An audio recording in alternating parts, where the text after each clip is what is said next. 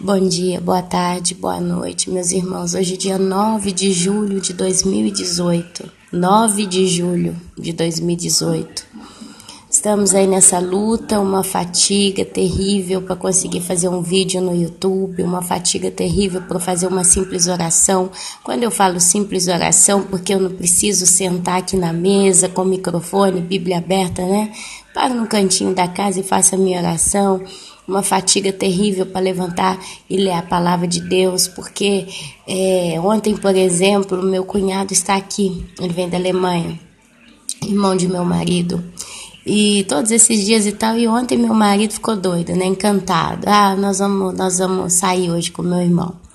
Vamos sair para tomar um sorvete, que a gente já combinou, e conversa vai, conversa vem. Era 10 horas da noite, eu estava saindo da minha casa. Aqui na Itália tá verão, e o pessoal sai, né, é tarde, 9h30, 9 horas, como é o mundo inteiro, né? As pessoas, elas mudam a rotina. E era 10 horas da noite, horário que normalmente eu já quero estar quietinha na minha casa. Eu estava saindo de casa com o cachorro, com o menino. E aí nós entramos em casa, já era meia-noite, contadinho no relógio.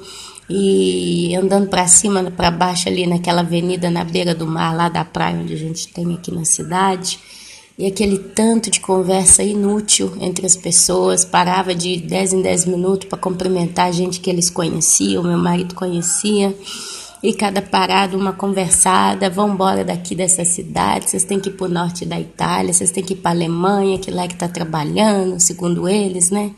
Essa conversa de gente que sai da terra e vai embora, e ali eles conseguiram se colocar bem, né? E é sempre a mesma ladainha todo ano, né? As mesmas pessoas, as mesmas caras, a mesma intensidade de conversa, o mesmo ritmo. E aquilo ali foi me entediando tanto, tanto, tanto, tanto. A única coisa que salvou um pouquinho foi o cachorro. Mesmo assim deu estresse, porque tinha muito cachorro na rua e todo cachorro parava para ficar, né, cheirando o meu cachorro, ou vice-versa. E a gente tinha que ficar ali naquela situação. Menino brincando, os meninos divertiram um pouquinho, mas eu... E enfim, meus irmãos, eu entrei em casa, era meia-noite, deitei para dormir, custei a dormir porque entrei com o cachorro, meu cachorro mora dentro de casa, e ontem eu pus ele até para dormir de fora, porque eu fiquei com aquela coisa alienada. Será que tá cheio de carrapato, né? Eu tô encontrando uns carrapatinhos em giro pela casa esses dias. Aí, tô muito veneno, tô tacando veneno, tô limpando muito pra não acontecer de um desses pegar na gente. E tem que controlar o cachorro. A gente caminhou com ele, era meia-noite, eu tava lavando as patas do cachorro, enxugando com secador, enfim. Isso foi, assim, um estresse pra mim tão grande. E eu falei com meu marido depois: uma vez por semana só que a gente faz essas aventuras, porque todo dia eu não dou conta. Porque tá todo mundo de férias, né? Tem muita gente aqui de férias. E acaba que era domingo, vamos sair. Eu sinceramente acordei, era 8 horas da manhã, 7h30 para 8 horas. Mas assim, me sentindo inchada, me sentindo cansadíssima e com uma sensação que eu tinha pecado. Não é a sensação de pecado, mas sabe quando você peca, você fica com aquele peso? Aquele peso eu acordei com ele hoje de manhã. E na hora que eu abri o olho na cama, eu falei: meu Deus, o que eu fiz de errado? Porque eu tô com essa sensação de peso no meu coração, o que tá acontecendo? Aí foi onde eu lembrei da noite passada, que foi totalmente entediante, sem conversa vazia, sabe? Nada que edifica, nada que realmente dá vontade de você estar ali no meio daquelas pessoas. Pelo contrário, eu queria ficar longe, porque é sempre o mesmo ritmo, o mesmo clima, aquela morrinha, aquela coisa, né? Tem gente que te cumprimenta por falsidade, tem gente que te cumprimenta por cumprimentar. Não é uma coisa de querer bem, é uma coisa de vamos sentar, vamos tomar um sorvete, vamos conversar alguma coisa edificante, né? Muito artificial o ambiente, sinceramente. E isso me trouxe um peso muito grande, né? E agora de manhã levantei, assim, então me sentindo, mas aí comecei a me movimentar aqui pela casa, comecei a fazer um negocinho daqui, outro dali, preparei o café da manhã para os meninos, tomei um chá, mexi daqui, mexi dali. Foi aonde o corpo começou a acordar direito, e agora são quase 10 horas da manhã. É um horário de fogo para mim, mas eu falei: eu preciso fazer um vídeo, porque esse vídeo aqui, que eu tô com ele aqui hoje para vocês, eu tô com ele desde terça-feira passada, pronto. Eu fiz ele Não foi isso não, semana passada, acho que foi quinta-feira passada, quinta ou sexta-feira que eu consegui recolher esse estudo. E eu fiquei com peso, eu falei, meu Deus, eu me lembro do maná, né, quando o Senhor mandava no povo do Egito. Se o povo não recolhesse o maná e comesse no mesmo dia, pro dia seguinte ele apodrecia. E eu falo para Deus, eu falo, Senhor, quando traz uma mensagem, um estudo, né, eu gosto de apenas conseguir montar, receber o entendimento da mensagem, colocar direto na rede e passar para frente sem perder tempo. Mas como a correria aqui tá demais, e assim, limpando o dia inteiro, meus irmãos, limpando casa o dia inteiro, sabe?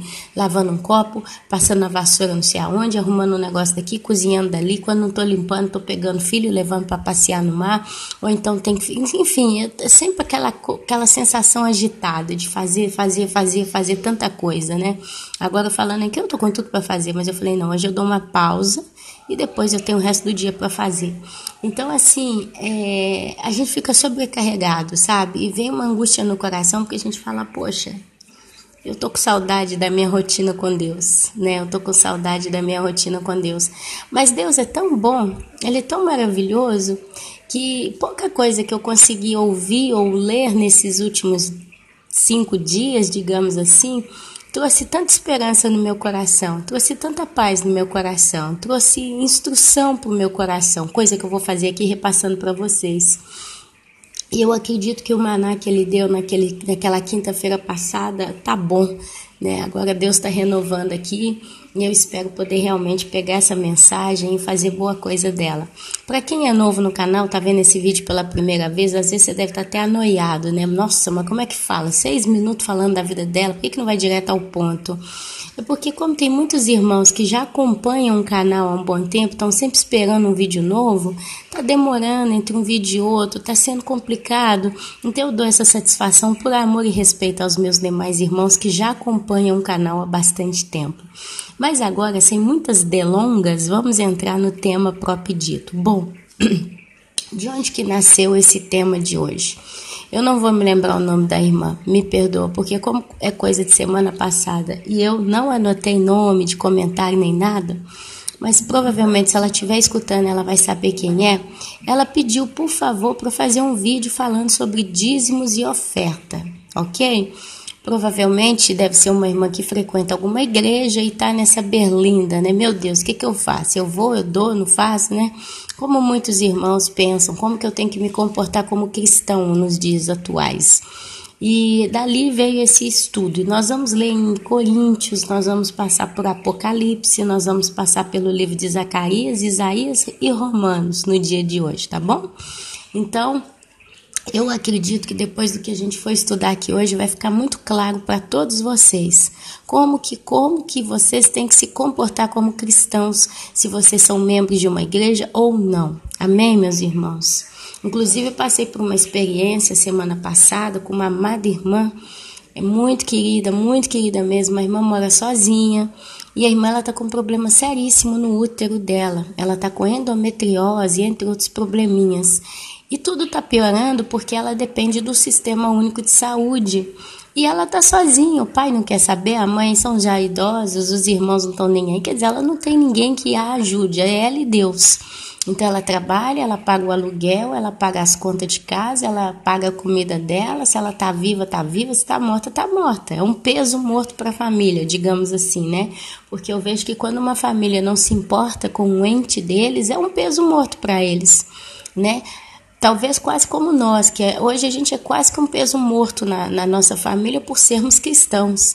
Então, assim, as nossas ideias não convêm com as ideias deles. Então, a gente acaba ficando naquela situação, água e óleo não se misturam, né? Luz e trevas não se misturam. Então, nós nos tornamos quase que peso morto para as nossas famílias.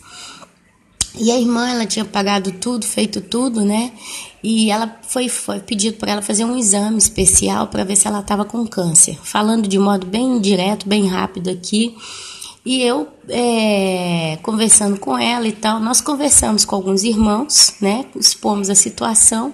E graças a Deus, meus queridos, na mesma hora, assim, entre um dia e outro, numa semana, levantou-se a quantia que ela precisava para fazer o exame, porque ela ia fazer só mês que vem, né?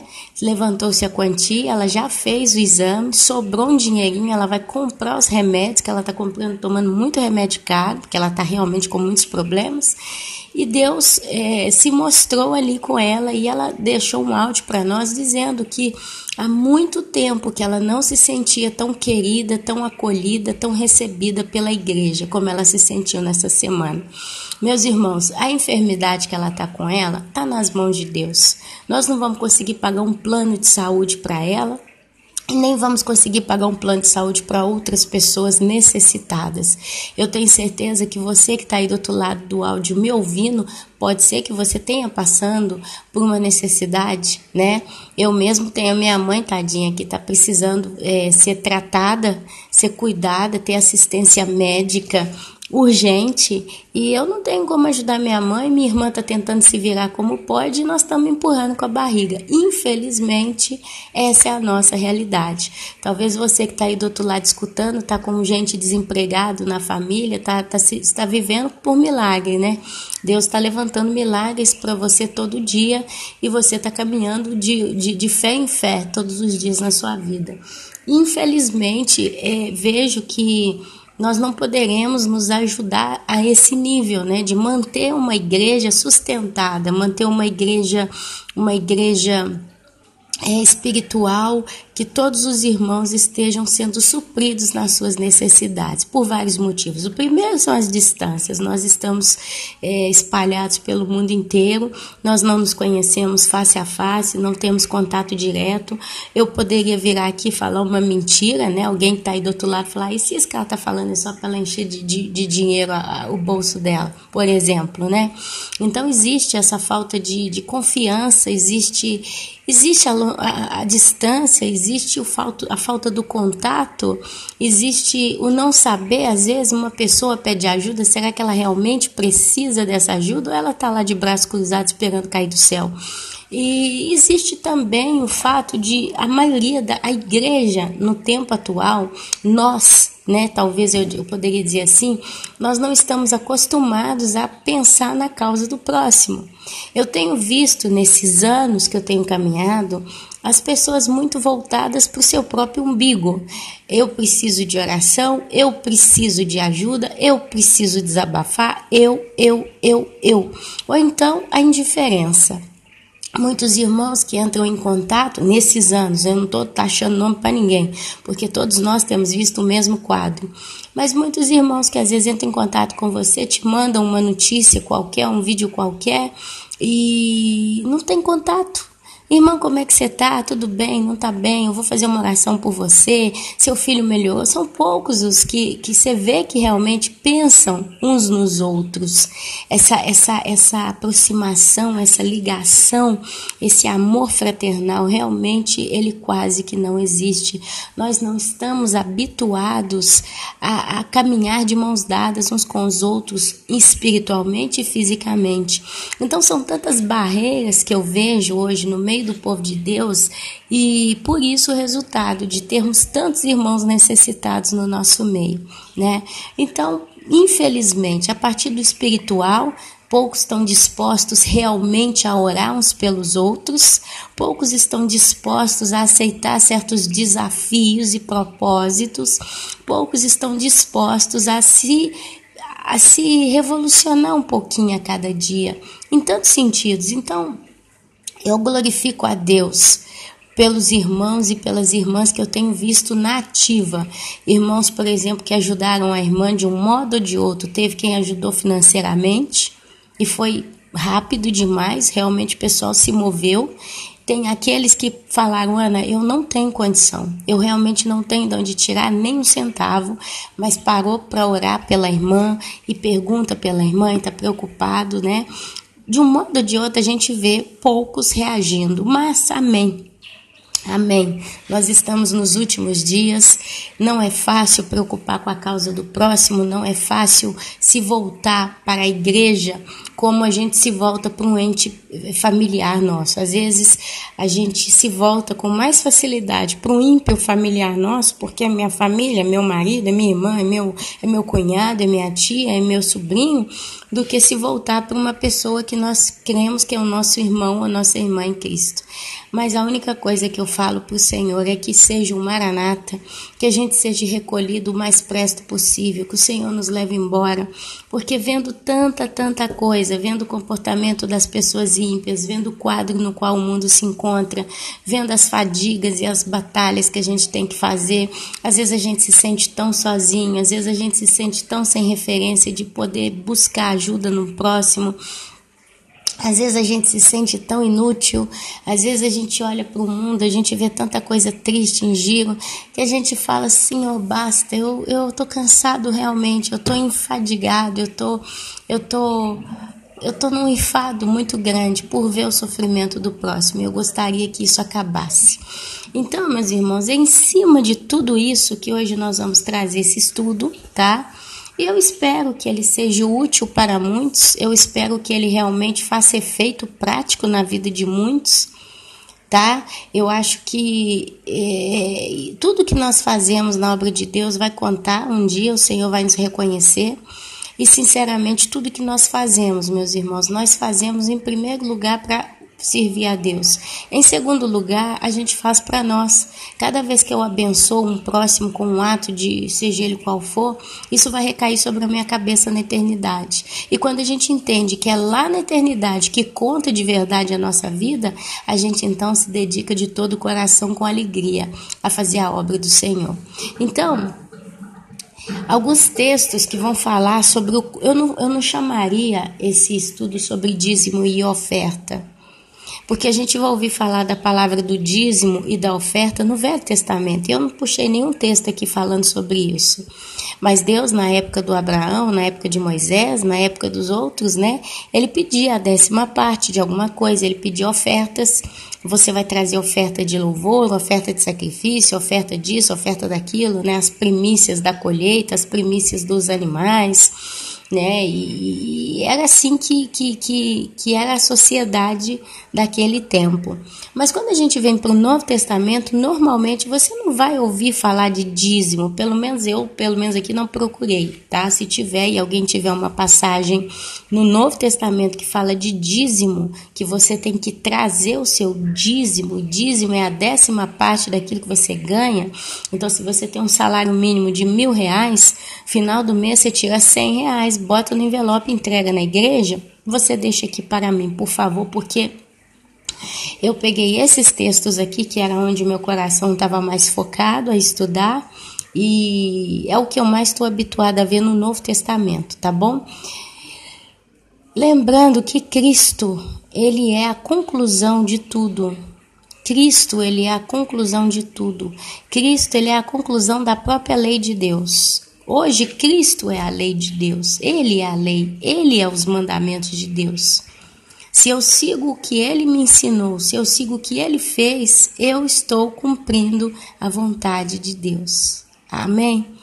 Então, olha só, vamos ler comigo 2 Coríntios, capítulo 8, e nós vamos ler do versículo 1 até o versículo 15. Basicamente, esse texto vai falar da oferta das igrejas da Macedônia para os pobres da Judéia.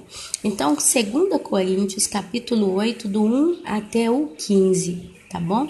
Nós vamos ler todo esse pedaço aqui. Meus irmãos, se você é novo no canal, vocês vão ver que eu não sou de ler versículo 1, 2 e basta. Eu leio muita coisa, tá? Porque a gente tenta puxar realmente todo o contexto do qual nós estamos estudando. Eu queria deixar só mais um aviso rapidinho. Pode ser que eu não consiga concluir essa gravação agora. Hoje é dia 8, dia 9, eu já perdi aqui. Hoje, dia 9, pode ser que eu continue amanhã. Como eu disse, a qualquer hora a gente bate na minha porta, vem gente na minha casa, o povo chega aqui e me vê assim, acha estranho, não entende nada, enfim. Então, um pouquinho de paciência. Mas a ideia é que eu consiga fazer tudo hoje, porque eu acho que não é nem um estudo tão grande. Se for, glória a Deus. Então, vamos lá. 2 Coríntios, capítulo 8, do 1 ao 15. É o apóstolo Paulo que vai falando com o pessoal de Coríntios aqui, e ele vai colocando cartas, ele vai declarar, ele vai se comunicando com a igreja, tá bom? E essa aqui é uma das suas comunicações. Também, irmãos... Também, irmãos, vos fazemos conhecer a graça de Deus concedida às igrejas da Macedônia. Então, ele está simplesmente falando, meus irmãos de Coríntios, eu quero fazer vocês conhecer o que Deus está fazendo de bem para com as igrejas da Macedônia. Aí ele começa. Porque no meio de muita prova de tribulação, e tribulação é perseguição, opressão, sofrimento, provação, né? Então, porque por meio de muitas tribulações, manifestaram abundância de alegria. Uau! No meio do sofrimento daquele povo, se manifestou abundância de alegria. Você já foi contemplado por uma graça de Deus no meio do deserto? Foi o caso da irmã, né? A irmã recebeu essa notícia que ela tinha que fazer um exame para ver se ela estava com câncer. E no meio daquela tristeza, daquela angústia que ela está enferma, ela recebeu uma abundância de alegria porque ela viu o irmão se manifestando e se propondo em ajudá-la. E ela se sentiu acolhida pelo povo de Deus. Isso é uma abundância de alegria no meio de tribulações, né? É um exemplo. E a profunda pobreza deles superabundou em grande riqueza da sua generosidade. Uau! Então, essa igreja aqui na Macedônia, a oferta das igrejas da Macedônia para os pobres da Judéia. Quer dizer, na Judéia tinha gente muito pobre, literalmente falando, financeiramente, tinha gente muito pobre. E eles receberam ofertas do povo das igrejas da Macedônia. Olha só, como que é? Eu não tenho aqui um mapa, eu não tenho aqui nada me mostrando a distância dentro de um lugar ao outro, mas dá-se a entender que viagens eram feitas para que toda a igreja fosse suprida de um modo em que ninguém passasse necessidade. Glória a Deus naquela época, quem sabe isso aqui ficasse nos dias de hoje, né? Mas ok. Porque eles, testemunho eu, Paulo, na medida de suas posses e mesmo acima delas, se mostraram voluntários. Paulo aqui, meus irmãos, ele está falando de dinheiro. Ele está falando de doação de roupa, talvez, de comida, de dinheiro, de alguma coisa que suprisse a necessidade daqueles pobres, tá bom? Porque eles, testemunho eu, Paulo, né, na medida de suas posses, quer dizer, de acordo com o que eu tinha, e mesmo acima daquilo que eu tinha, me mostrei voluntário, pedindo-nos com muitos rogos, com muitos rogos a graça de participarem da assistência aos santos. Quer dizer, eles literalmente iam até Paulo e diziam para Paulo, o que eu posso fazer para ajudar? Eu tenho tal coisa para doar, eu tenho tal quantia para ajudar, o que eu posso fazer? Quem que está precisando de ajuda? Olha aqui a minha oferta, e eu posso usar a palavra oferta aqui. Pediam com muito rogo, você vê o povo realmente compungido, preocupado em dar assistência à igreja, literalmente falando. Esse é o espírito aqui da época, do início da igreja, né? A graça de participarem da assistência aos santos, glória a Deus. E não somente fizeram como nós esperávamos, porque eles já esperaram. O apóstolo e seus discípulos, literalmente, eles já esperavam uma reação do gênero da própria igreja. Quer dizer, significa aqui que era normal, era mais do que justo que assim fosse. E aqui Paulo fala, eles fizeram como eles esperavam, mas também deram-se a si mesmos em primeiro ao Senhor. Depois que eles se deram a Deus, eles se deram a nós, ao Paulo, aos apóstolos, pela vontade de Deus. Aqui está se falando de uma doação. Eu me dei para Deus, mas também me dou para os meus irmãos. O que nos levou a recomendar a Tito que, como começou, assim também complete esta graça entre vós. Como, porém, em tudo manifestais superabundância, tanto na fé e na palavra, como no saber, e em todo cuidado e em nosso amor para convosco, assim também abundeis nessa graça. Então você vê o quadro de uma igreja cheia de fé, cheia de sabedoria divina, porque Deus dava instrução para eles e eles não se confundiam, e eles também participavam do trabalho da igreja, fisicamente falando, eles pediam para participar, para ajudar. para abençoar os irmãos. Não vos falo na forma de mandamento. Olha aqui, agora nós vamos entender aqui os propósitos realmente da igreja. E Paulo ele entra aqui com esse argumento: meus irmãos, eu não vos falo na forma de mandamento, mas para provar pela diligência de outros a sinceridade do vosso amor. Pois conheceis a graça de nosso Senhor Jesus Cristo, que sendo rico, se fez pobre por amor de vós, para que pela sua pobreza vos tornasseis ricos.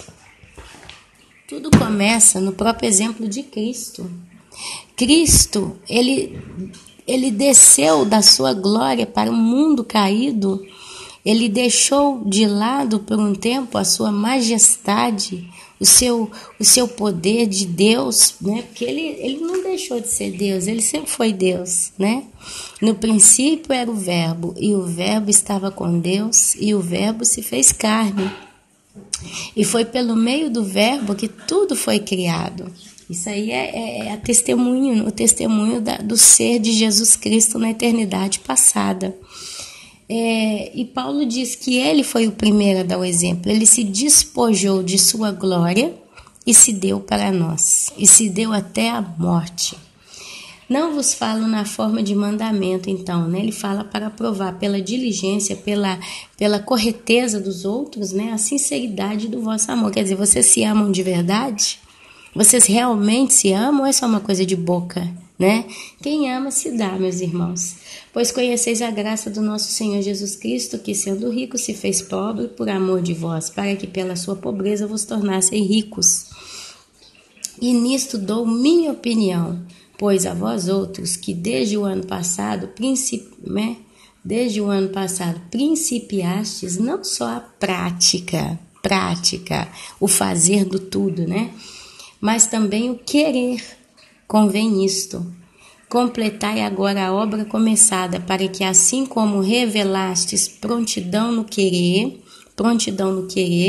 assim a leveis a termo segundo as vossas posses. Quer dizer, você realmente quer me ajudar? Então você ajuda, em palavras curtas.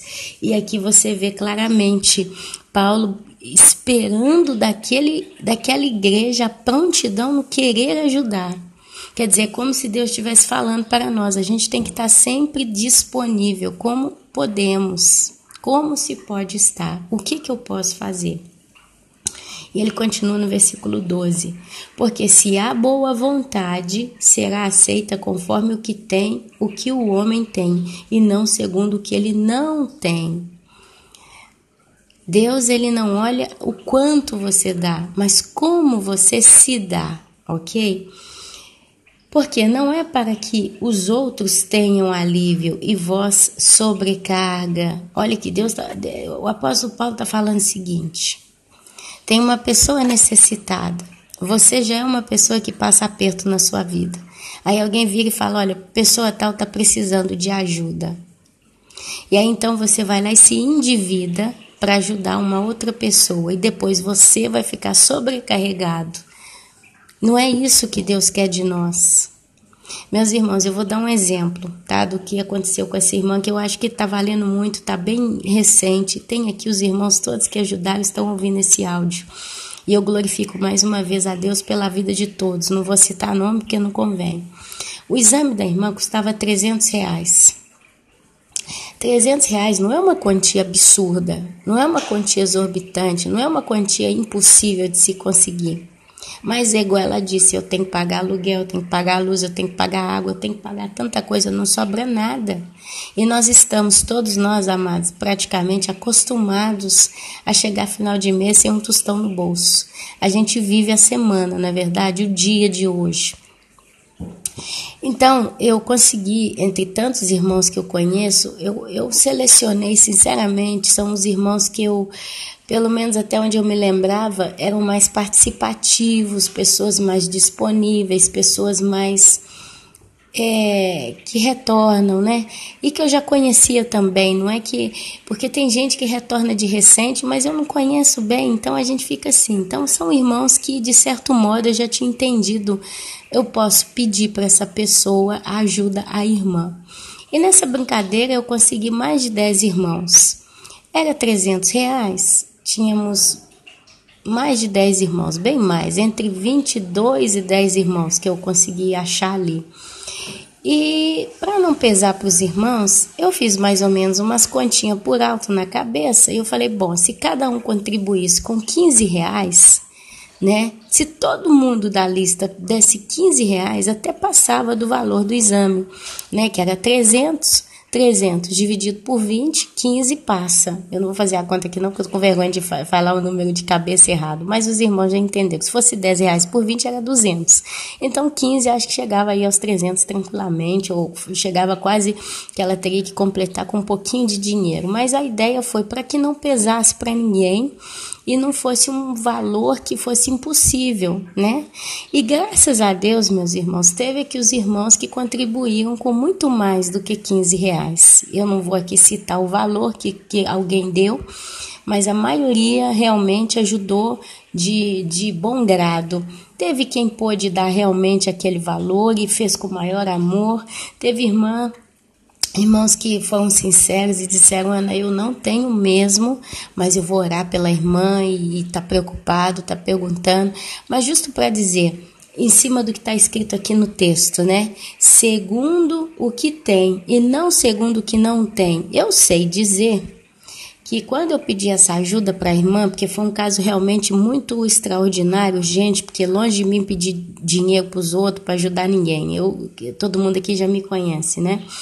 Mas como realmente estava em jogo um câncer, eu falei, gente, já pensou dar um câncer?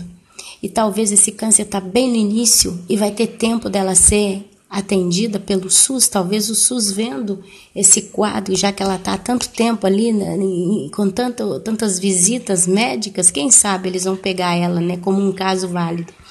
Eu confesso que até hoje eu não vi um caso de irmão que foi assistido pelo SUS.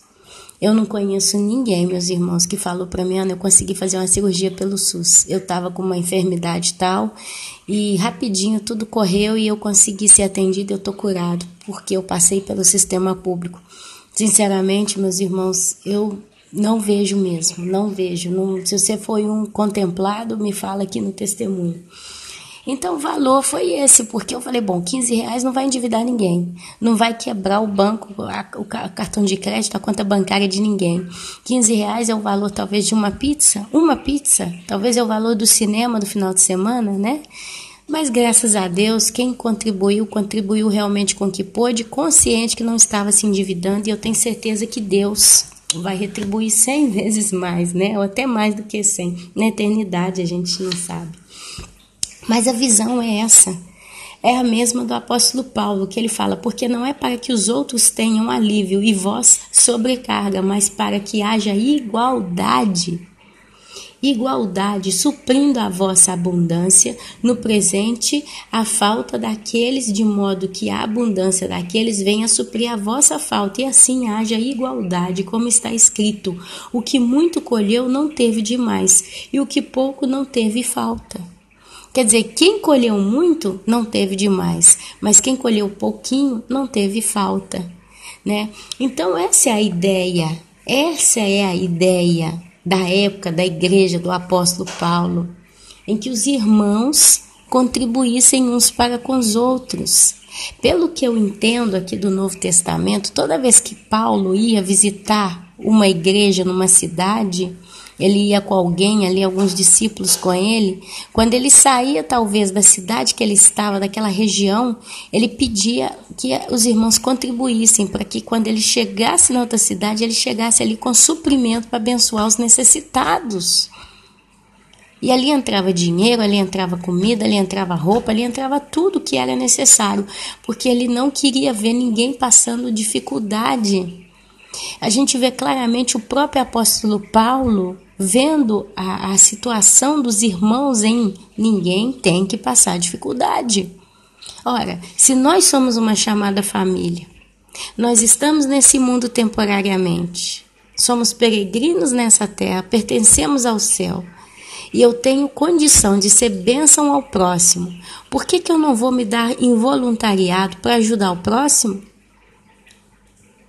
Era natural o apóstolo Paulo chegar e as pessoas virem a ele oferecer. O que eu posso fazer para ajudar? Tem alguém específico passando por um problema? Sabe, meus irmãos, essa é a visão verdadeira e correta que a igreja teria que ter nos dias de hoje. Infelizmente, é uma coisa que não tem constantemente, mas esse é o propósito. Se cada um fizesse um pouquinho, ninguém passaria tanto aperto. Engraçado que no mundo das trevas, eles fazem. Você vê maçom pobre? Só os iniciantes, né, que estão dando a alma deles ali com toda a conta bancária para sustentar os que estão nos níveis mais elevados. Mas os maçons em níveis realmente sérios dentro da maçonaria, ninguém passa aperto, ninguém passa pobreza, ninguém passa falta de nada. Claro, se trai a fratelança, é morto, né? Eles põem fogo no carro do cara, eles põem fogo na casa, eles matam, mas enquanto está todo mundo de acordo, é um ajudando o outro. E você vê isso aí no meio de todos eles. Eles têm uma imagem para zelar. Os satanistas, em geral, eles têm uma imagem para zelar. Eles têm um nome para zelar. Se você escuta aí os depoimentos de ex-satanistas, eles dizem exatamente isso. Quando a pessoa é acolhida no meio deles, eles dizem, você agora é filho do fogo. Você vai ser batizado, você é nosso irmão. Tudo que você precisar, nós vamos estar te ajudando. Você não vai passar falta de nada. Você é um dos nossos. O nosso Deus não é igual ao Deus dos outros, que o povo está lá morrendo de fome, de sede, passando fome, passando enfermidade, passando miséria. Olha lá o Deus deles. Se é esse Deus tão grande, como eles dizem, por que estão passando fome, aperto, tão pobre, brigam entre eles? Vivem cada um numa miséria pior do que a outra? Eles enchem as igrejas deles, mas vão ali com a pobreza. Aí você olha para o outro lado, está o outro lá cheio de dinheiro, cada dia com um sapato, com uma roupa nova, com um carro novo. E do lado dele está o tal do irmãozinho lá, passando aperto, vai para a igreja a pé, caminha 1 hora, 2 horas a pé para ir para a igreja. E ninguém tem a coragem de dar um vale-transporte, dar uma ajuda para o irmão. Às vezes é a empresária, é o empresário que conhece a história de muitos ali. E quantos ali estão sem emprego e esse empresário tem condição de ajudar e não faz nada? Conhece tantas pessoas, tem tantos contatos, ninguém faz nada. Mas na nossa família, não. Aqui ninguém passa fome, aqui ninguém passa miséria, aqui ninguém passa pobreza, aqui todos nós somos bem-estantes. Porque a gente cuida uns dos outros. A máfia é assim, meus irmãos. Se vocês analisarem a história da máfia russa, máfia chinesa, máfia italiana, quando todo mundo está de acordo entre eles, um cuida do outro. Um ajuda o outro, um mantém a reputação do outro, um sustenta o outro. É claro, se você pisar na bola, você está morto. É nas trevas, Satanás veio para roubar, matar e destruir. Mas falando na prática do trabalho deles, é um pelo outro. Por que a igreja de Cristo não consegue ter essa mentalidade? Por que uma oração pelo próximo é tão difícil de sair da tua boca? Por que uma preocupação, uma importância, uma dedicação, voltar-se ao teu irmão desconhecido, mas conhecido pelo Senhor, é tão difícil? É mais fácil eu pegar 1/10 do meu salário e naquela igreja lá que eu estou vendo que está mais para lá do que para cá, mas entregar lá no púlpito, do que eu abençoar pessoas que são irmãos em Cristo? Ana, então é errado eu dar dinheiro na igreja? Absolutamente não, não é errado. Mas depende da igreja, depende do pastor e depende da obra. Depende. E nós temos discernimento, nós temos entendimento do próprio Espírito Santo para discernir se eu estou alimentando um cachorro, um cão guloso, um lobo vestido de ovelha, ou se eu estou realmente contribuindo para a obra de Deus. Eu sei que aqui nesse vídeo tem pastor me ouvindo, pastor que pastoreia a igreja. E são homens de Deus, ou até não. Tem muita gente, nós estamos na rede, nós estamos na internet. Aqui tem de tudo. Então, se alguém virasse para mim e me falasse, Ana Paula, eu vou numa igreja. A igreja é uma bênção. Eu sou abençoado lá. O pastor não prega apocalipse, ele não prega profecia, ele não prega final de tempo. Mas toda vez que eu vou lá, eu saio alimentado. Eu consigo me tornar cada dia mais uma pessoa melhor, porque esse pastor, ele me ensina a ser uma pessoa melhor. E sabe, Ana Paula, eu olho para ele, eu me identifico como realmente não só um pastor, mas um irmão em Cristo. E eu vejo que ele é um ser humano dedicado à obra de Deus. Não é uma pessoa que ostenta, que deseja, que tem concupiscência de riqueza, Ana. Mas é uma pessoa simples, Ana. Dentro daquilo que ele pode ter, Ana. Agora, meus irmãos, é pecado eu ver um pastor rico? É pecado eu ver um pastor com um carro importado? Depende. Depende. A gente sabe que tem pastores que eles são pastores, mas eles têm o trabalho secular deles. Às vezes o cara é engenheiro, advogado, juiz, pedreiro, professor, operário numa usina qualquer, e ele trabalha 6 horas, 8 horas por dia, e à noite ele chega em casa, toma banho, janta e vai lá alguns dias na semana fazer o culto na igreja. E se ele tem um salário que permite para ele comprar uma BMW, uma Mercedes ou um Audi, qual é o problema? Se ele recebe todo mês 4, 5, 6 mil reais, porque ele é um juiz, ele é um médico, recebe 6 mil reais por mês por ser um advogado, por que ele tem que comprar um carro quebrado, todo enferrujado, para mostrar que ele é simples? Não é esse o ponto de vista. O ponto de vista é, se esse pastor que ganha bem no seu trabalho secular e tem um carro importado, vamos a um exemplo bem básico, ele se dá para os seus membros, ele realmente abençoa quem está ali. Tipo, eu tenho muito para mim, mas eu posso contribuir com aquela irmã lá, que o marido abandonou ela está limpando a casa dos outros, ganhando o mínimo para manter os filhos alimentados. Mas eles não têm nada, nenhuma assistência, não tem nada. E às vezes pede até ajuda. Então eu, como muito que eu tenho, eu vou me comprometer a abençoar aquela irmãzinha, aquela minha ovelhinha, todos os meses, ajudando ela pelo menos com uma cesta básica. Porque eu posso permitir com o meu salário, e eu não vou ficar, empipinado de dívida. Porque é um dinheiro que eu posso ajudá-la. Eu posso ser bênção na vida dessa irmã. Ou então é aquela velhinha viúva que mora sozinha, não tem ninguém. Os filhos largaram para lá e a velhinha está lá precisando de remédio todo mês, precisando de ajuda. Eu tenho condição de comprar os remédios dela todo mês, sem me arrebentar a banca. Por que não?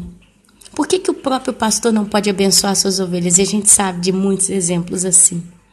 Então não é pecado você, como membro de igreja, chegar na porta da igreja com carro importado e roupa nova todo final de semana. Não é pecado.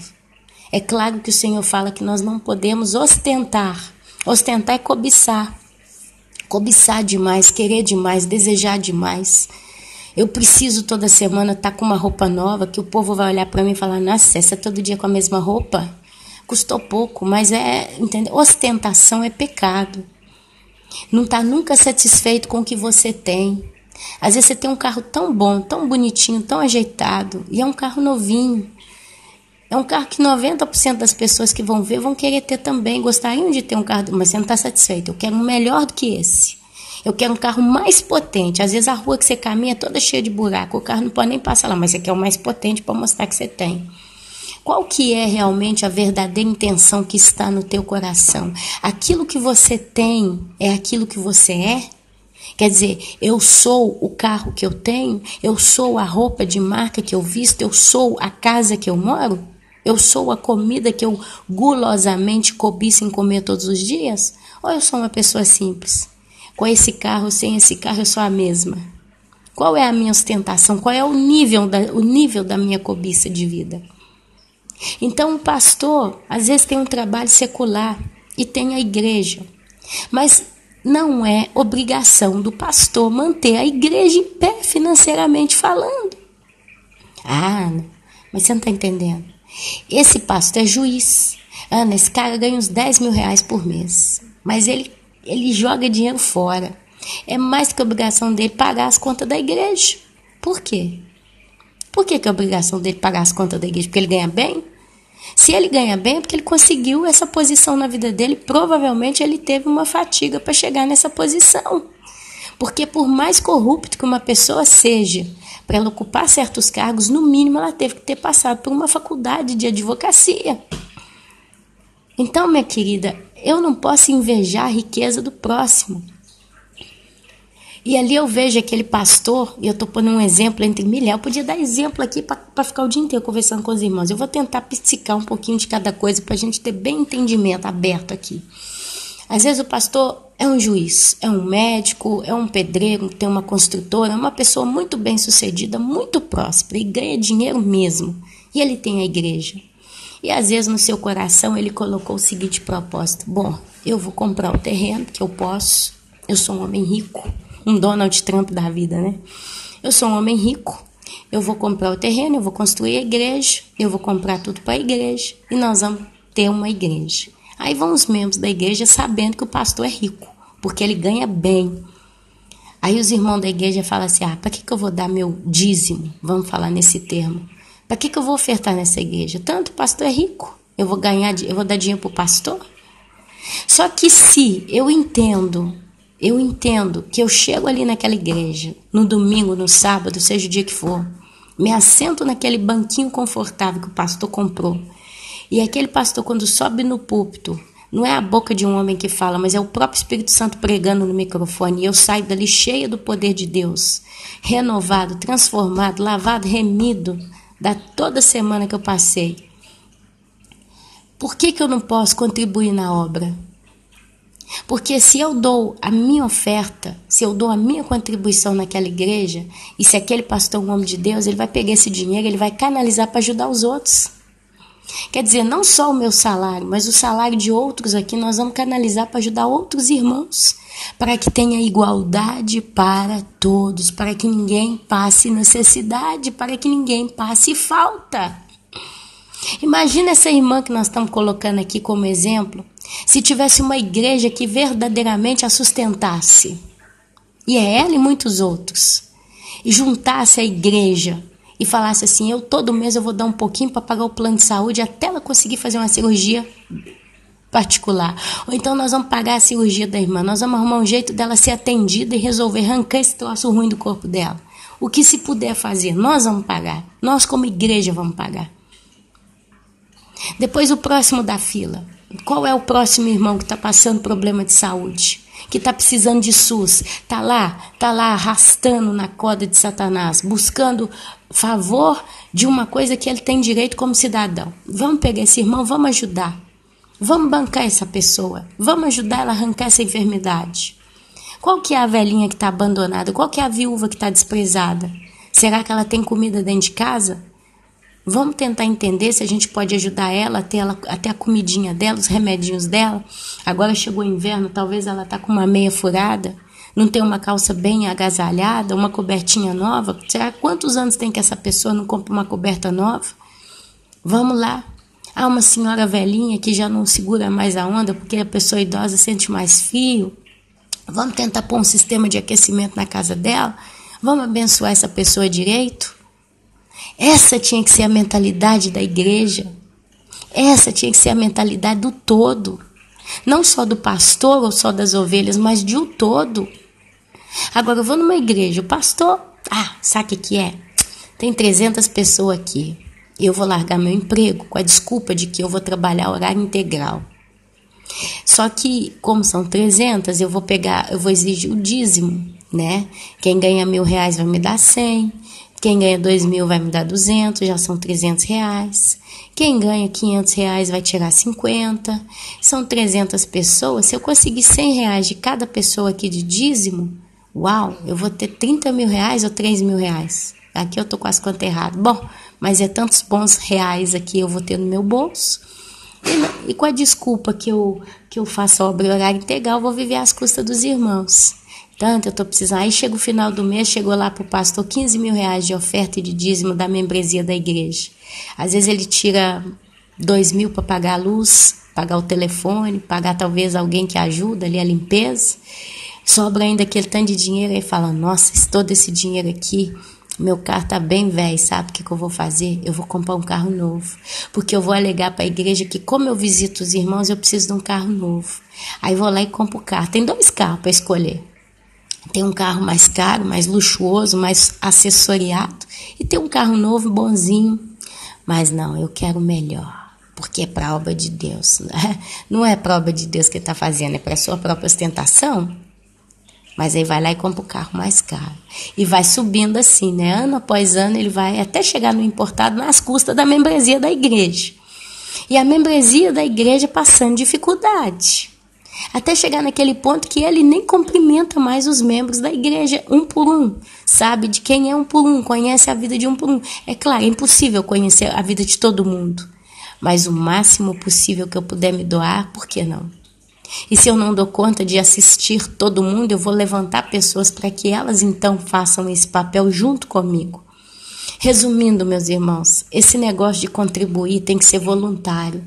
Mas quem recebe a contribuição deve receber realmente na sinceridade de Deus, porque Deus vê tudo. E Ele vai cobrar caro de quem está roubando. Ele vai cobrar caro de quem está embrulhando. Ele vai cobrar caro de quem está ludibriando. Se eu peço ajuda para mim e esse dinheiro eu uso para minha vaidade, vocês não têm ideia do quanto que eu pagarei caro por isso na eternidade. O problema é que as pessoas não temem a Deus, porque não veem a Deus, não ouvem a Deus fisicamente. Não é uma ameaça que está diante dos meus olhos. Uma coisa é um policial bater na minha porta e eu cair de medo no chão. Outra coisa é Deus não aparecer para mim, eu não estou vendo. Aquilo que eu não vejo, eu não sinto. Eu não tenho compromisso, eu não tenho obrigação. Então, só para os irmãos terem uma ideia das nuances das coisas. Então, é pecado um pastor largar o emprego dele para seguir a obra de Deus e orar integral? Absolutamente não. Desde que ele seja honesto. Tudo precede aqui pela honestidade. É justo um pastor pegar o salário dele, da membresia da igreja, todo final de mês e bancar sua família, porque ele está dedicando a vida dele na obra, mas honestamente, sem ostentação. Inclusive tem textos no Novo Testamento que explicam como é que tem que ser um diácono, um pastor, um líder. E a Bíblia fala de homens honestos, homens discretos. Se eu quero ter uma coisa, eu tenho que trabalhar para ter, meus irmãos. Se eu quero ter um carro muito bonito, então eu vou ter que arregaçar as minhas mangas e ir trabalhar debaixo do sol para ganhar o dinheiro para comprar o meu carro. Eu sou mulher de pastor, eu quero usar roupa de marca. Então, minha amada, vai trabalhar, vai arrumar um emprego, vai ganhar o dinheiro para você comprar sua roupa. Mas não nas costas da membresia. O salário que a membresia paga para o pastor tem que dar ao pastor a dignidade de viver.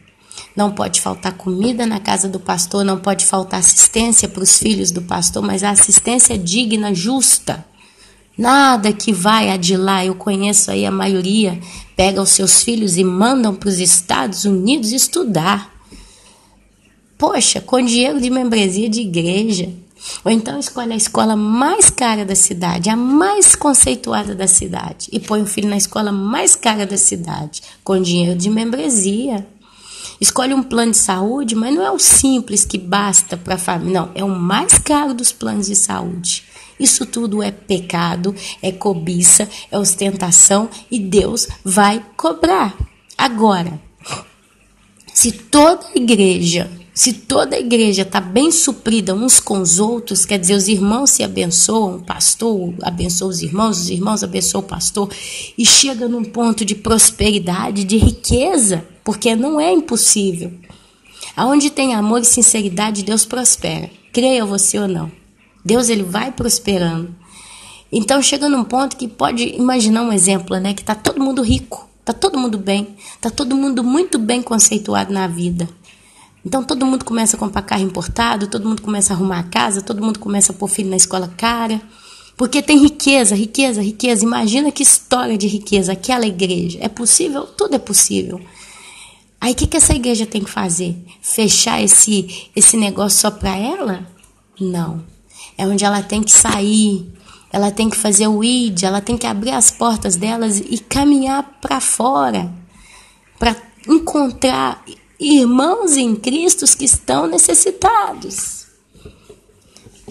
São centenas de irmãos que estão passando aperto, passando fome quase, passando muito aperto na área da saúde, porque não tem condição de se cuidar, passando muitos apertos aí em outras situações. Tem irmãos em Cristo que a gente conhece, que está trabalhando no emprego, que está acabando com o irmão, está acabando com a vida da irmã. Às vezes ela tem que ficar 2 horas para ir, 2 horas para voltar, trabalha ali, chega no final do mês, ganha um salário contado e mal apenas consegue sobreviver para continuar trabalhando. E às vezes você é uma empresária de sucesso, conhece a pessoa, está vendo a luta da pessoa. Por que não parar e falar, gente, eu vou dar um emprego melhor para ela, eu vou fazer uma proposta dela sair de onde ela está e vir trabalhar para mim. Eu posso fazer isso. Não vai me fazer diferença para mim. E é uma pessoa séria. Por que não se dá para o próximo? Se a gente começar a pensar, meus irmãos, não tem exemplo que baste. Mas eu estou tentando passar para vocês aquilo que o apóstolo Paulo passou para nós em 2 Coríntios. Ninguém teria que passar necessidade. A lógica de Deus é essa. Ninguém tem que passar necessidade. Eu não tenho que ter meu pai morrendo num hospital público, ou minha mãe comprometida, ou aquele filho que está com problema de saúde e tem que ficar pedindo, pelo amor de Deus, ajuda com o que você puder. Isso não tinha que ter no nosso meio. Nós todos tínhamos que ter uma conexão de irmãos em Cristo. E eu vejo a dificuldade que é. A gente ainda tem uma situação em que as pessoas não se dão, elas não confiam. É pior do que mineiro, né? Mineiro, até ele confiar, ele devora. Mineiro é desconfiar de raça. Ele não põe os 2 pés de uma vez só. Isso é certo, nós temos que ter prudência. Mas tem gente que não se mistura, não se envolve. Fica sempre na superficialidade, na borda. Quer dizer, faz de conta que tá, mas nunca que tá. Não é isso que Cristo quer. Não é isso que Deus desejou na igreja. Deus, ele queria realmente que todos nós fôssemos um só com Cristo. Por que eu tenho que depender do irmão A, B ou C, ou a irmã A, B ou C para orar para mim?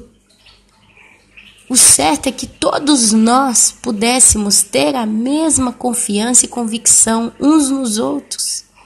Ana, a Bíblia diz, maldito o homem que confia no homem. Você está entendendo que não tem sentido o que você está falando? Quando a gente fala da igreja de Cristo, o justo é que fosse assim. Que nós fôssemos realmente tão unidos ao ponto de eu não escolher a dedo aquela irmã que tem que orar para mim, porque ela quando ora tem poder nas palavras. Eu vejo que ela tem contato com Deus, é amiga com Deus. Mas aquele lá não sabe nem orar. Quando abre a boca para a oração tão fraquinha, tão pobrezinha, tão murchinha. Ah, Deus não escuta a oração daquele ali, não. Eu prefiro aquele irmão lá. Isso está errado. Porque todos nós tínhamos que arregaçar as mangas e trabalhar de verdade para a obra do Senhor. Infelizmente, poucos são os que estão fazendo isso. Poucos são aqueles, Ana, mas eu não vejo ninguém fazendo, então eu também não faço. E aí todo mundo pensa igual. Todo mundo pensa igual. É como uma praia deserta. Aí alguém fala, não, tem aquela praia lá é deserto, não tem ninguém. É lá que eu vou esse final de semana. Sabe por quê? Porque lá eu posso pôr meu maiô, eu posso deitar com as pernas pro alto lá para tomar sol, meus filhos podem brincar, não vai ter problema, ninguém vai estar olhando para nós, e não, tá? Aí chega no final de semana, vai para a praia deserta, 10 minutos da sua casa. Chega lá, tem mais 4, 5 que pensaram como você, a praia já não é mais deserta, tá cheia de gente. E todo mundo fica emburrecido, né? Ou aborrecido. Isso está acontecendo na igreja. Ninguém realmente está verdadeiramente disposto a se dar. E nada. Não quero orar, não quero não quero ouvir o desabafo daquele que está passando aperto, não quero ajudar financeiramente, não quero ajudar como amigo ou amiga. Que se dane. Tanto tem aquela irmã que ajuda. Para que eu vou preocupar pelo irmão se tem quem faz? Para que eu vou me botar no meio disso? Eu não quero me envolver. Se é uma pessoa errada, depois eu vou me envolver com essa pessoa. Posso dizer uma coisa, meus irmãos? Eu vou levar para mim, ou para a tumba, ou para a eternidade subindo arrebatada, eu vou levar muito arranhão. Eu vou levar muita cicatriz. Muita gente já me machucou nessa minha vida. Muitos chamados irmãos em Cristo já me feriram muito. E eu tenho cicatrizes que Deus curou a dor. Mas a marca fica, quer dizer, eu não esqueci que um dia alguém me fez mal. Mas eu prefiro subir para o céu toda moça, toda arrebentada, no nível de ter sido magoada, né? Sido ferida por outros irmãos em Cristo, do que subir sem o arranhão. É igual criança, né? Criança que não cai, que não machuca, a gente fala, não teve infância. Eu prefiro ter a minha infância nesse mundo do que chegar lá no céu limpinha, sem um arranhãozinho, sem saber o que é um corte no pé. É bom quando a gente se machuca, meus irmãos, porque o que não nos derruba, nos torna mais fortes. Mas vamos voltar para a Bíblia aqui, que brincando, uma hora de Bíblia já foi. 2 Coríntios, capítulo 9, do 1 ao 15. Sempre do 1 ao 15, sempre o apóstolo Paulo, tá? Preparando sua assistência para quando ele ali chegasse, já encontrasse tudo pronto. E depois ele fala sobre a sementeira e a colheita. Esse é forte. Então, 9, do 1 ao 15. Eu vou ler do 1 até o 15, todinho. Vamos lá. Instruções de Paulo em referência à grande coleta. Olha, ele nem chama de coleta. Ele chamava de grande coleta. O homem pensava grande. Ele começa. Ora, quanto à assistência a favor dos santos, é desnecessário escrever-vos, porque bem reconheço a vossa presteza, quer dizer, a sua assistência, a sua eficiência, né? Da qual me glorio junto aos macedônios, dizendo que a Acaia está preparada desde o ano passado. E o vosso zelo tem estimulado a muitíssimos. Olha o apóstolo Paulo como ele está feliz escrevendo essa carta, né? Contudo, enviei os irmãos para que o nosso louvor a vosso respeito, neste particular, não se desminta. Olha aí, o apóstolo Paulo era o homem. Gente, se vocês lerem isso aqui com calma, pensando, você vai rir. Para que o nosso louvor a vosso respeito, neste particular, não se desminta, a fim de que como venho dizendo, estivesseis preparados. Quer dizer, Paulo já confiava tanto nos irmãos ali daquela cidade, que ele já sabia que o povo ia ajudar sem dó, que ele fala, estou louvando em vocês. Quer dizer, que alegria poder contar que vocês são tão dados, né? Tão prestativos, tão abençoadores. Mas mesmo assim eu vou mandar uns irmãos na frente aí, para ter certeza que vocês realmente estão ajudando. Em palavras curtas, né? Para que, caso alguns macedônios forem comigo e vos encontrem desapercebidos, não fiquemos nós envergonhados. Quer dizer, vamos dar uma chacoalhada. Ainda que eu sei que todo mundo vai ajudar, eu vou mandar uns lá para... lembra que você tem que dar uma oferta aqui para a gente para ajudar outros, né? Para não dizer vós quanto a esta confiança. Portanto, julguei conveniente recomendar aos irmãos que me precedessem entre vós e preparassem de antemão a vossa dádiva já anunciada, para que esteja pronta como expressão de generosidade e não de avareza. Gente, qual que é o papel da igreja? Abençoar. Tem hora que eu fico triste, pensando em certas coisas que eu não posso fazer. E ali eu penso, meu Deus, como é que a gente faz? Como é que se poderia resolver tal problema? Às vezes eu vejo pessoas passando aperto.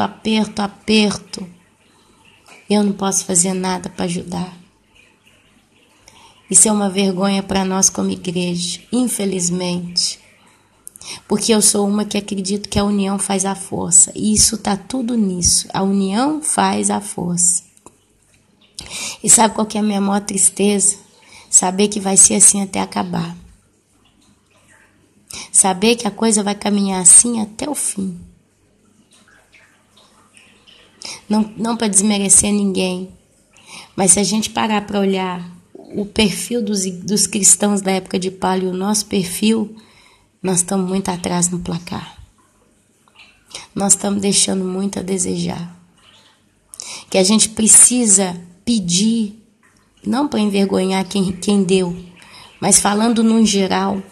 Porque até os irmãos que deram, até os irmãos que ajudaram, conversando com muitos deles, eu vejo que eles mesmos têm passado dificuldade. E não tem ninguém que os ajude. A gente às vezes só se movimenta em casos extremos, casos urgentíssimos. E mesmo assim a gente vive num constrangimento. É pesado isso, meus irmãos. É pesado.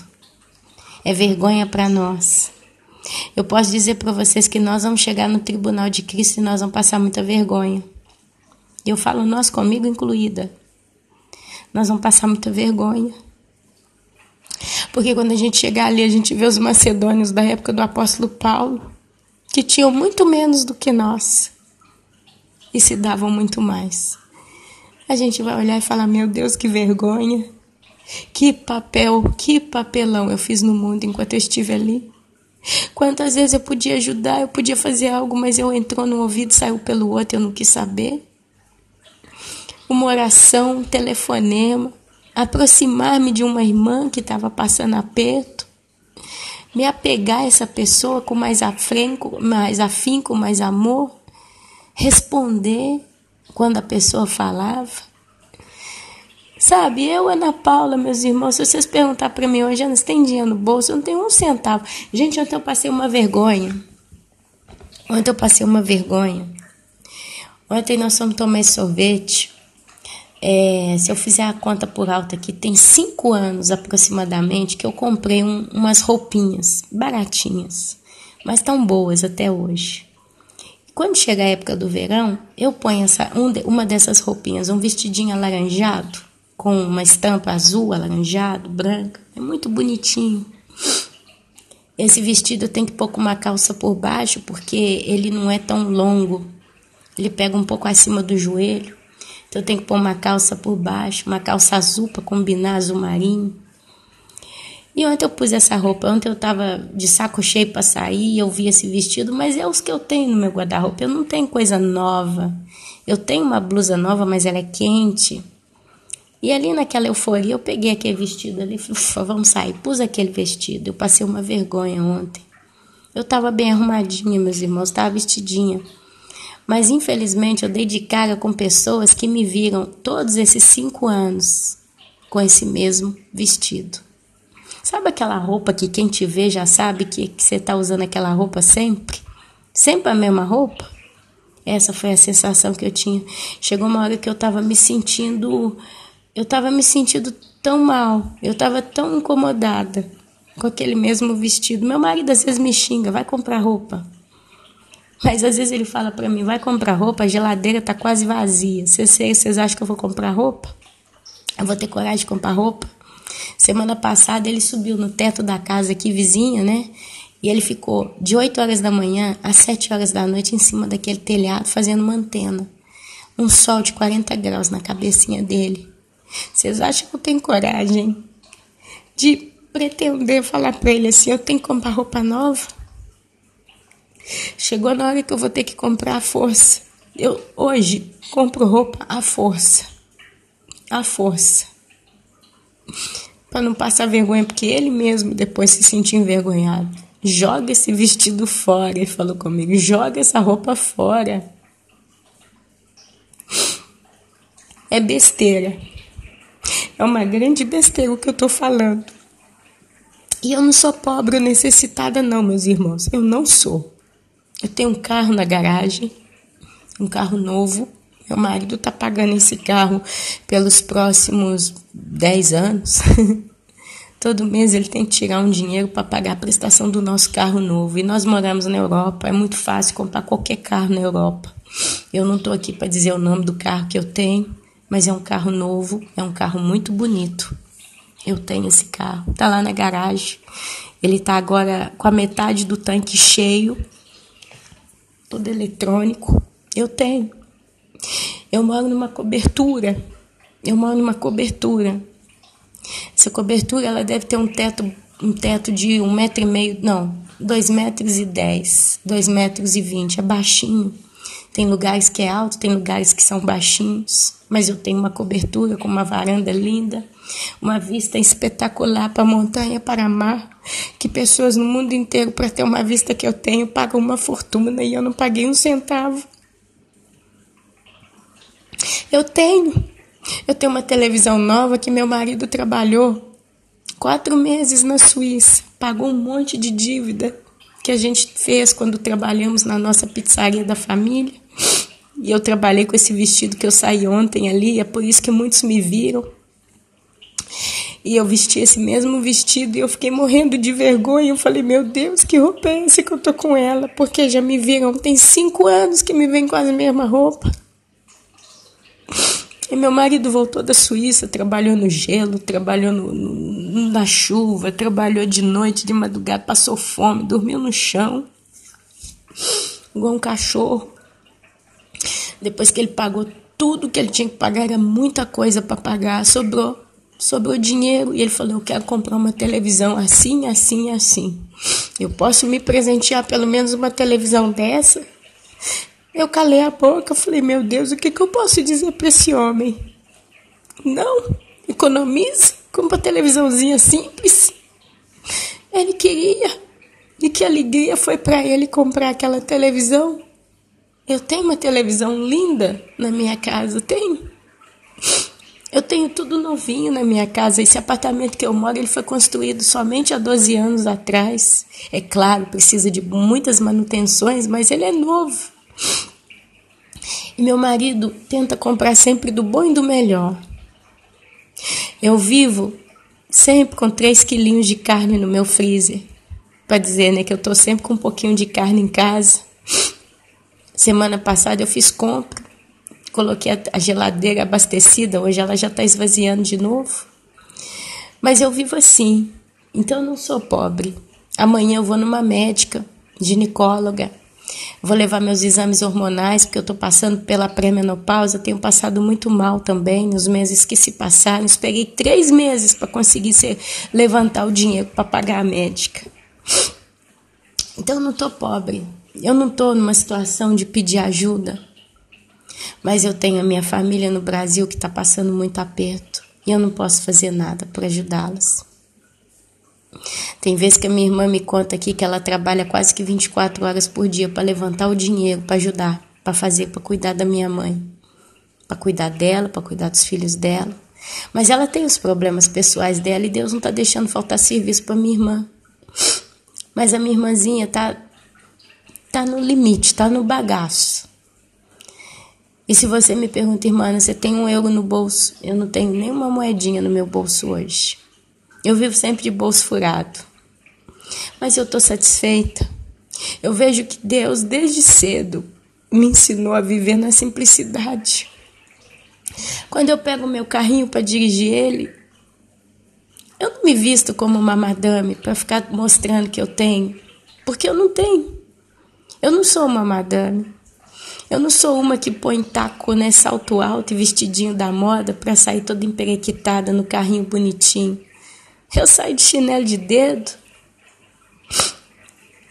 roupa costurada às vezes, num pedacinho o bolso furou, vou lá e costuro. Não saio mal arrumado. Eu não saio mal arrumada. O discurso é que capta, que às vezes eu ponho uma roupa que eu já usei ela tanto que eu mesma já não suporto ver aquela roupa. Ela já deu o que tinha que dar. Mas tá bom, tá bom. Mas eu sei que tem irmãos que estão passando apertos, meus irmãos. Tem uma irmã que eu amo tanto que ela já recebeu a ordem de que ela vai ser mandada embora de um emprego público. Ela fez o concurso, ela passou e ela está lá dentro.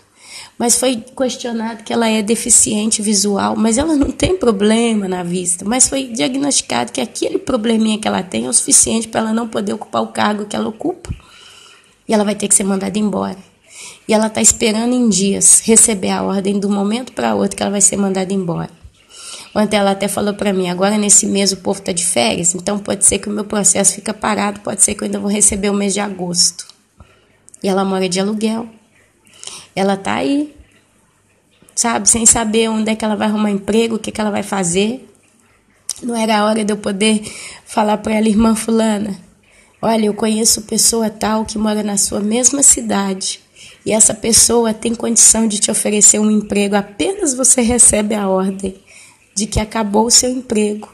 Para você não sair com uma mão na frente e outra atrás, que ela diz que nem seguro-desemprego ela vai receber por 6 meses, porque ela é funcionária pública e não tem direito a nada. Ela vai receber o salário do mês e basta. Então tal pessoa já me entrou em contato comigo aí de Brasília, dizendo que você já pode procurar por ela. Assim que você terminar, ela já está lá esperando você para te dar um emprego, para você conseguir se manter. Não era bacana se fosse assim? Não era bacana minha irmãzinha de sangue falar: Ana, eu tô conseguindo pagar o exame da mamãe, eu tô conseguindo isso, tô conseguindo isso.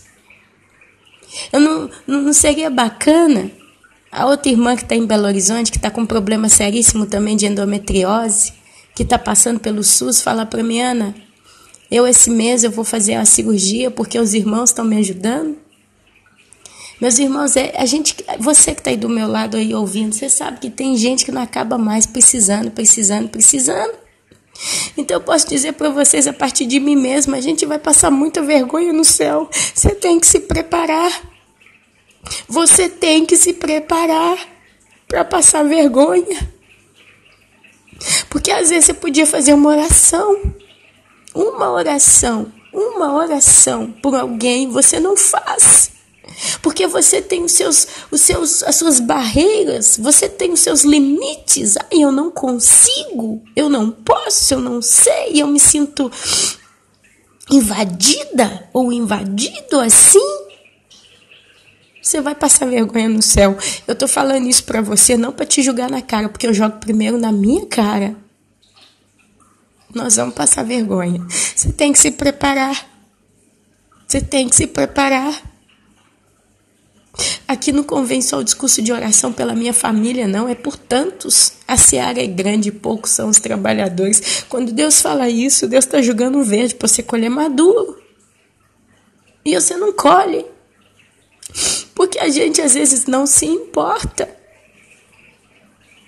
Às vezes não se importa em, poxa, eu descobri que tem esse irmão que mora na mesma cidade do que eu e está na mesma condição do que eu, desigrejado, não encontra um pastor, não encontra uma amiga, um amigo para poder caminhar junto à caminhada, e você não tem coragem de procurar o irmão. De modo nenhum. Você não tem capacidade de ir lá e falar: gente, vem cá, vamos orar toda semana junto, eu e você? A gente vai se unir, vai se encontrar toda semana e vai orar? Não. Eu não quero me envolver. Eu não quero ter contato demais com ninguém. Nós vamos passar muita vergonha no céu. Às vezes você acabou de fazer compra para sua casa e do lado da sua casa tem um vizinho que passa aperto, passa dificuldade. Você vira a cara quando passa. Tá passando dificuldade, mas ainda não morreu de fome. Você vai passar vergonha. Você sabe que tem um asilo público perto da sua casa, você nunca foi lá fazer uma visita para ninguém, você nunca foi lá dar nada para ninguém, você nunca se importou com aqueles velhinhos lá. Porque a sua vida é muito cheia de problema, você tem muita coisa na sua vida, sua casa tem que limpar demais, seu trabalho não te dá tempo, você não tem espaço, você está sofrendo muito com seus problemas pessoais. Você vai passar vergonha. Eu estou te falando isso não para te ferir. Eu não estou aqui para ferir ninguém, mas a realidade é essa. Quando a gente entender o que é essa família que Cristo tem pregado todos esses 2000 anos, quando a gente entender a essência do que é isso lá no céu, e a gente olhar, nós vamos passar vergonha. Começa a acostumar com essa ideia. Porque você vai passar vergonha no céu. A coisa é muito mais profunda do que a gente imagina. Não é só pegar um dízimo, uma oferta, entregar na igreja e virar as costas, dever cumprido. Não. É muito mais profundo do que isso. É muito mais além do que isso. É muito mais adiante do que isso. O apóstolo continua aqui: a sementeira e a colheita. Eu vou ler isso aqui. Versículo 6 do capítulo 9 de 2 Coríntios. E isto afirmo: aquele que semeia pouco, pouco também ceifará. E o que semeia com fartura, com abundância também ceifará, colherá, recolherá. Cada um contribua segundo tiver proposto no coração. O problema é que o coração nosso, muitas das vezes, é cauterizado com relação a se dar ao próximo, né? Não com tristeza ou por necessidade. Tipo assim, eu vou ajudar porque eu preciso ser abençoado. Porque Deus ama a quem dá com alegria. Qualquer coisa que você vier a doar para o teu próximo, A Bíblia diz que Deus ama quem dá com alegria. Deus se alegra, Deus se regozija quando você faz o que faz para o próximo com alegria. Deus pode fazer-vos abundar em toda graça, a fim de que, tendo sempre em tudo ampla suficiência, superabundez em toda boa obra. Obra está ligado a fazer, executar, participar, ser, se manifestar. E a Bíblia diz que você vai ser recompensado por Deus, porque Ele ama você se você faz com alegria. Distribuiu, deu aos pobres, a sua justiça permanece para sempre. Meus irmãos, vocês não estão entendendo. Se a nossa natureza se converte em servir a Deus com amor, cada vez que você serve a Deus numa boa obra, ainda que seja uma simples visita. Eu conheço uma irmã, ela tem um problema seríssimo no pé, ou nos pés, ou na perna. Ela já é uma senhora, não é uma velhinha, mas é uma senhora, e ela não consegue caminhar muito. E ela é muito debilitada também nessa parte financeira. E ela contou para minha irmã: Ana, eu conheço uma irmã em Cristo que veio na minha casa um dia, voluntariamente. Ela tem um sacolão, né, um negócio de fruta e verdura. E essa irmã veio até a minha casa e disse que toda semana ela vai trazer para mim um sacolão. Irmã, ela não escolheu o tomate mais podre, mais velho, não, irmã. Ana, ela escolheu a melhor fruta que ela tinha, a melhor verdura, a melhor batata. E toda semana ela vem com um cestinho aqui, um caixotinho, e me entrega. Vocês não têm ideia do quanto que essa mulher que está abençoando a nossa irmã vai ser retribuída por Deus no céu. Gente, basta um sorriso de Deus para essa pessoa lá no céu, para preencher toda a eternidade dela. Vocês não estão entendendo ainda com quem que a gente está lidando, é com Deus. Só de Deus olhar para você no céu e olhar com alegria naquele dia, vai preencher toda a tua eternidade. Porque Deus, Ele é o ser mais lindo, mais profundo, mais amoroso, mais vivo, mais intenso. Deus, Ele consegue penetrar o teu coração com vida. A gratidão. Vocês não têm noção do que é receber a gratidão de Deus. E naquele dia, quem receber uma pequena gratidão de Deus vai rempir toda a sua eternidade de joia, de alegria.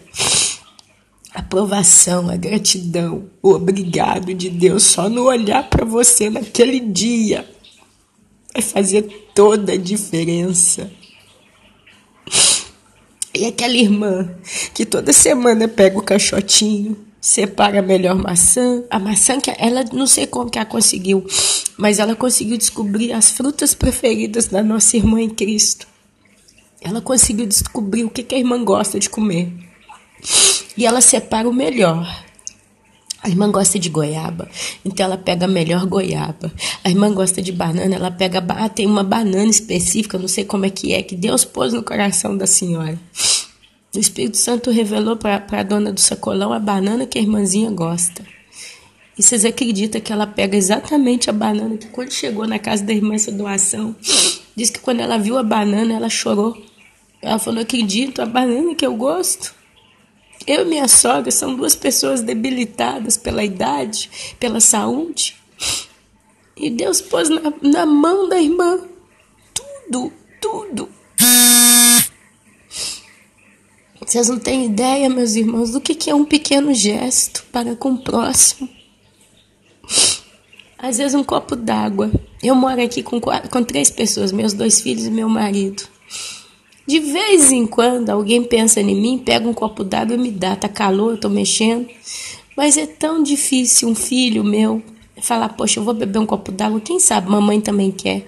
Pega o copinho d'água, vai lá e me entrega. Às vezes eu tô lá, né, sovando o chão com a mão, lavando, trabalhando, suando, cansado. Meu filho lembra de mim. São crianças, eu não posso pretender nada. ou marido. Mas quando acontece, eu nunca mais me esqueço. Porque é tão difícil alguém fazer algo por mim, um gesto simples de um simples copo de água, que quando acontece, meus irmãos, eu não me esqueço. E isso Deus permitiu que eu vivesse para eu entender o que Deus sente quando nós fazemos alguma coisa por um dos seus filhos, por um dos seus pequeninos. Se você quiser ter esse olhar da gratidão de Deus na eternidade, não é que Ele vai olhar para você toda a eternidade com esse senso, mas naquele grande dia, no tribunal de Cristo, isso vai acontecer. Ou não vai acontecer com muitos. E ali vocês vão perceber do que eu estou falando. É só vivendo na pele. É só entendendo Deus na sua profundidade, na sua profundidade da sua natureza. É só entendendo realmente o que Deus pensa. É muito fácil a gente pedir a Deus ajuda. Deus, eu preciso da ajuda para pagar não sei o quê, para conseguir não sei o quê. Talvez se nós mudássemos a nossa oração, todos nós seríamos contemplados por Deus. Porque Deus não faz nada que nós não possamos fazer. Essa é a lógica. Deus é um Deus de matemática. Ele deu tudo. E o maior tudo que Ele deu nessa questão é você. Ele deu você. Então, se eu paro de olhar para o meu umbigo e olho para o umbigo do vizinho, e o vizinho para de olhar para o umbigo dele e olha para o meu umbigo, isso acontece em coletivo com toda a igreja de Cristo. Uns passariam a servir os outros. E ninguém passaria necessidade nenhuma. Tinha que ser uma vergonha para nós ouvir que fulana irmã ou fulano irmão está passando aperto. Tinha que ser uma vergonha. Isso tinha que ser um absurdo no nosso meio. Porque o justo, segundo o coração de Deus, é que nós abençoássemos uns aos outros. Mas infelizmente isso é só um sonho no coração de Deus. Isso é um sonho que Deus tem no coração dele. Ele gostaria tanto, mas é uma coisa que ele nunca vai ver nessa terra. Não dependendo de nós, não dependendo da nossa boa vontade, porque nós nunca vamos conseguir suprir isso no coração de Deus. Muitos vão se dar, muitos vão fazer, muitos vão receber o sorriso da gratidão de Deus no dia do tribunal, mas a maioria vai passar vergonha. Escreve o que eu estou dizendo. A maioria vai ficar ali com a cara amarela naquele grande dia, por causa de um copo d'água que não serviu para o próximo. Desculpa a palavra dura, mas isso é contribuir. Isso é a preocupação que todos nós tínhamos que ter. A nossa preocupação tinha que ser essa. Não em dar dízimo e oferta, é pecado, não é pecado. Porque se eu penso assim, e aqui eu não estou me dirigindo à pessoa exata, A, B ou C, eu estou falando a todos nós.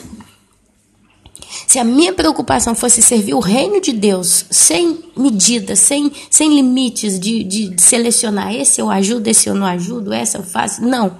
Mas se o meu coração tivesse realmente entornado no amor de servir a vontade de Deus, e todos nós pensássemos iguais, a gente estaria muito além do que essa doutrina, dízimo e oferta, é pecado, não é pecado.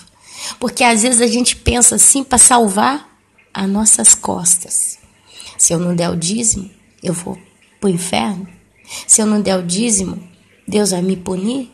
Quer dizer, então eu não estou nem preocupado muitas das vezes em abençoar, dando dízimo e oferta, realmente para ver a obra crescer e ver pessoas necessitadas serem supridas. Mas eu estou mais preocupado em salvar o meu de trás, né? As minhas costas. Tá vendo como é que se a gente começa a esmiuçar o assunto, a coisa vai ficando podre? Vai ficando podre, meus irmãos. A podriqueira vai vindo. O que está fedendo aparece. Qual que é realmente o desejo do teu coração? Qual que é a real intenção do teu coração? Pensa no que eu estou falando. Continuando a leitura. Versículo 10 de 2 Coríntios, capítulo 9. Ora, aquele que dá semente ao que semeia e pão para alimento também suprirá e aumentará a vossa sementeira e multiplicará os frutos da vossa justiça. Meus irmãos, a gente tem que entender que tudo que nós temos é Deus que nos dá. E se eu abençoo com atitude, com prática, com físico, Deus ele me abençoará ainda mais. Porque a gente fecha até porta de legalidade pro diabo no meio disso tudo, sabe? A irmã falou comigo assim, eu nunca me senti tão amada por Deus. E ela viu o amor de Deus na doação dos irmãos. Olha lá. Ela viu o amor de Deus na atitude que os irmãos tiveram em colocar a mão no bolso rápido e ajudar a irmã. Ela estava pensando em fazer esse exame nesse mês que vem. Ela já fez o exame, já está com o resultado, está tudo na mão dela já. Uau! Uau! Em lágrimas ela viu isso. Em lágrimas ela viu o amor de Deus. E ela conseguiu encher-se de joia no meio do deserto que ela está passando. Vai mudar a situação dela? Não sei. Mas ela viu a manifestação da igreja que ama. Isso faz toda a diferença, posso te garantir. Enriquecendo-vos em tudo, para toda generosidade, a qual faz que por nosso intermédio sejam tributadas graças a Deus. Porque a pessoa que é contemplada por um irmão em Cristo, ela vê o brilho de Deus na pessoa e ela agradece a Deus. Ela honra a Deus, ela glorifica a Deus. E a Bíblia fala que Deus ele é merecedor de toda a honra, toda a glória, todo louvor e toda adoração. Mas como que eu vou adorar a Deus? Um Deus que é só de Bíblia, que está só na boca, está só nas expressões por aí? Ninguém nunca levantou o dedo para fazer nada por mim. Mas se alguém faz algo por mim, eu louvo a Deus e louvo a Deus. A gratidão. E a gente só aprende a ser grato se pessoas são por nós. É uma lei espiritual da multiplicação da vida, da bênção, de milagre. Meu Deus, eu estou pedindo a cura, eu estou com uma hérnia, aí eu estou pedindo a cura. Imagina se a igreja que está no meio daquela oração do pedido da cura fala assim, não vamos orar mais, mas vamos agir. Nós descobrimos que se essa pessoa fizer uma cirurgia, eles tiram essa hérnia e em uma semana ela está livre. Os sintomas desaparecem, ela cicatrizou, está bem. Vamos contribuir, vamos pagar para ajudar o irmão. Somos 500 pessoas. Se cada um tirar R$10 do bolso, nós vamos ajudar a irmã? O milagre foi e aconteceu, meus irmãos. Quem vai ser louvado? Deus. Deus. A gente não consegue entender, mas é tão simples. É tão simples. A minha maior tristeza, infelizmente, é saber que depois desse vídeo, 90%, 99% vai continuar do mesmo jeito. Mas uma coisa eu posso dizer, foi dito para você. Você foi alertado, você foi avisado, a verdade veio, o que é como é, você recebeu. Então a vergonha que nós vamos passar, nós não vamos passar na vítima. Ah, ninguém me disse nada. Não, você está aprendendo aqui hoje os princípios. Princípios, isso se chama princípios de uma vida cristã verdadeira. E Paulo continua. Porque o serviço dessa assistência não só supre a necessidade dos santos, mas também redunda em muitas graças a Deus. Visto como na prova desta ministração glorificam a Deus pela obediência da vossa confissão quanto ao Evangelho de Cristo e pela liberdade com que contribuís para eles e para todos, enquanto oram eles a vosso favor com grande afeto. Olha aí o que você colhe. Você abençoa a irmã com a cestinha de fruta toda semana. A irmã ora por você com grande afeto. Oh, gente, como é lindo a gente receber uma oração que quem fez com afeto por você, com amor, com gratidão. Porque é uma oração que sobe com perfume, com um aroma agradável, que Deus olha para você e fala, gente, eu vou abençoar aquela pessoa porque essa aqui está tão feliz, está tão grata, tem tanto afeto que eu não tenho como dizer não. Ação e reação. Gente, é questão de inteligência, é questão de fé, é questão de prática de vida. Enquanto oram eles a vosso favor com grande afeto, em virtude da superabundância graça de Deus que há em vós. Graças a Deus pelo seu dom inefável. quer dizer, infalível. Deus, meus irmãos, Ele quer nos ensinar a viver segundo o reino. Porque no reino dos céus será assim. Esse sentimento que Ele quer nos ensinar a ter aqui na terra pela fé, vai ser o sentimento que os santos vão ter no céu. Aqueles que realmente fazem a obra de Deus vão viver isso na eternidade. E vão entender que conseguiram cumprir o bom propósito do Senhor. Você está preparado para aprender a ter o caráter que Deus quer que você tenha lá na eternidade? Ai, irmãos, a coisa é profunda.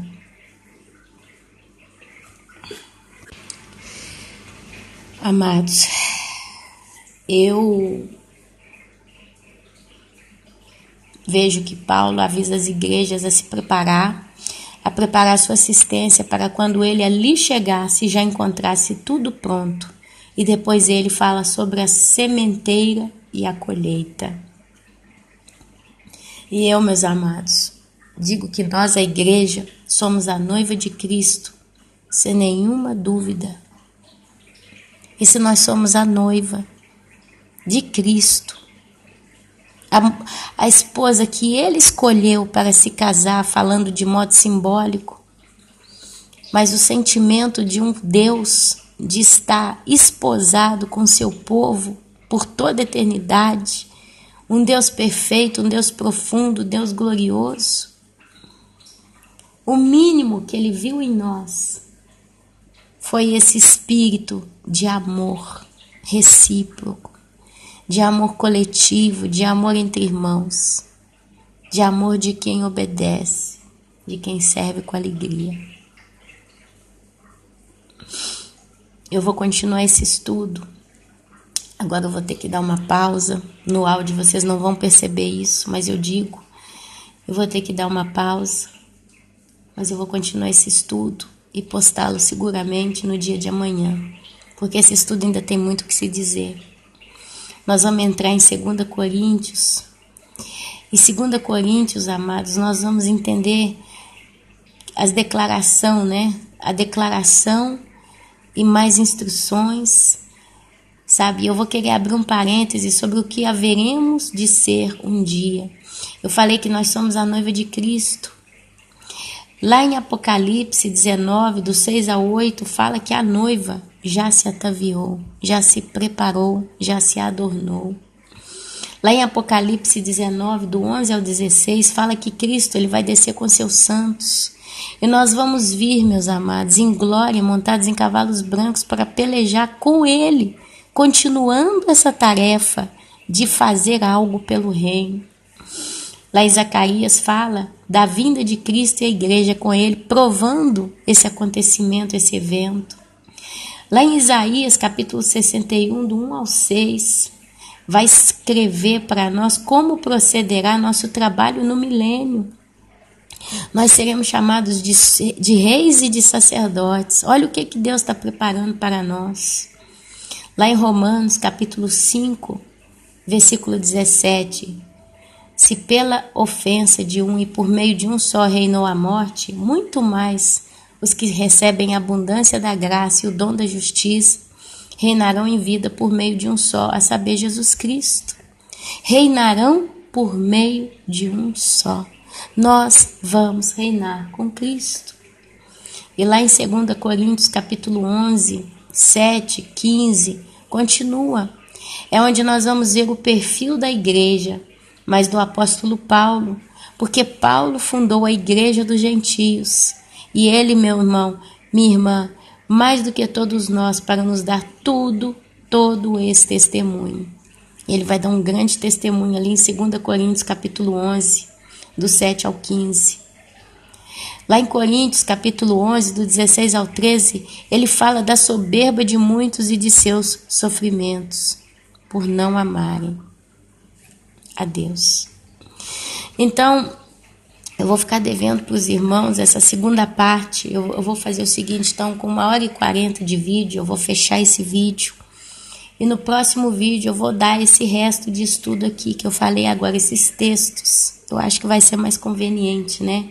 Vamos fazer em 2 partes, uma vez que eu não posso hoje ficar 2 horas aqui conversando com os irmãos.